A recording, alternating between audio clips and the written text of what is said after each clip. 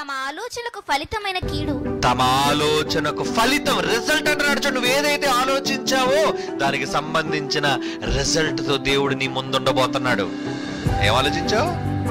ఎవడు కొంప ముంచేశావురా రాత్రి కలలో? ఎవరి జీవితాన్ని పాడు చేశావురా రాత్రి కలలో? ఎవరిని ద్వేషించావురా రాత్రి కలలో? ఎవరిని పొడిచావు? ఎవరిని చంపావు? ఎవరిని దోచుకున్నావు? ఎవరిని చెరిచావు? అన్ని స్త్రీ పురుష భేదాలు లేవు. బయటికి నువ్వు పుణ్యవతివే, బయటికి నువ్వు పుణ్య పురుషుడివే, కానీ నీ ఆలోచనలు కరప్టెడ్. నీ మనస్సులో ఉన్న ఆలోచనలు దురాలోచనలు. ఏమంటున్నాడు? ఇర్మియా గ్రంథం 6వ అధ్యాయం 19వ వచనం చదవండి. తమ ఆలోచనలకు ఫలితమైన, తమ ఆలోచనలకు ఫలితమైన కీడు నేను వారి మీదకి కీడు అంటున్నాడు. చూడు, కీడు నేను వారి మీదకి రప్పిస్తున్నాను. మంచాల మీద పరుండి ఏం ఆలోచించాలి చెప్పండి? బైబిల్ చదివి ఎంతమంది పడుకుంటారు? దేవుని గురించి ఆలోచించి ఎంతమంది పడుకుంటారు?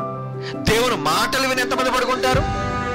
దేవునికి ప్రార్థన చేసి ఎంతమంది పడుకుంటారు? ఆలోచించండి ప్రియులారా.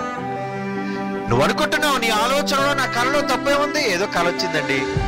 ఏంటండి తప్పుడు కళ వచ్చేసి? తప్పుడు కళ, అది అనుకోకుండా రాలేదు, తప్పుడుగా ఆలోచిస్తే వచ్చింది కళ. తప్పించుకోదాం అనుకున్నావా? నాకు ఏ తప్పు లేదు ప్రభా, ఎందుకు ఆయన గురించి నేను ఊహించలేదు ప్రభా, ఎప్పుడైనా ఊహించలేదు ఆయన కోసం. కళ ఆయన గురించి ఎందుకు వచ్చింది నీకు?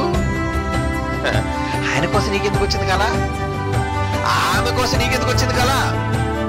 బయటికి చెప్పు, బయటికి నువ్వు చెప్పు. ఎందుకు వచ్చింది కళ?